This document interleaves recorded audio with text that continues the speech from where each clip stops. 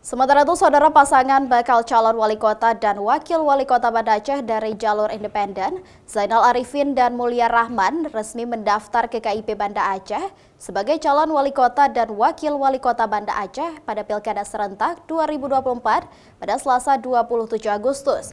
Pasangan ini menjadi bacalon pertama yang mendaftar ke KIP Banda Aceh. Prosesi pendaftaran Zainal dan Mulia ke kantor KIP Banda Aceh diawali dengan pesiju di posko kemenangan mereka di kawasan Lambuk, Banda Aceh.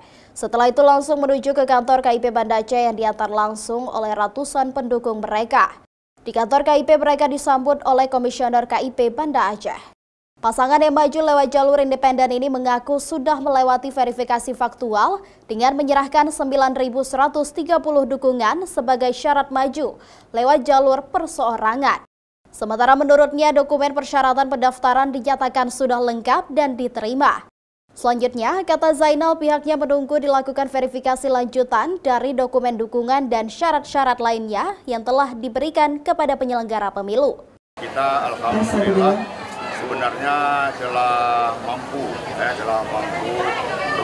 melewati verifikasi faktual dengan angka yang sangat menggembirakan 9130 ya, 9.130 dari kewajiban yang telah diwajibkan kepada kita itu adalah 70-80. Dan alhamdulillah andai kata melaju pada harus ada verifikasi faktual yang kedua, kita juga telah menyiapkan saat itu 5.000-an lagi dukungan, dan alhamdulillah jika kita totalkan kita sudah memiliki 15.000 dukungan insya Allah.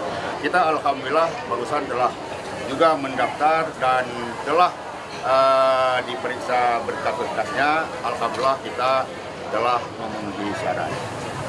Pak. Zainal yang pernah menjabat wakil wali kota 2 periode ini menegaskan, jika terpilih nanti akan fokus membereskan sebuah persoalan yang ada di kota Banda Aceh. Sejumlah program unggulan pun sudah disiapkan.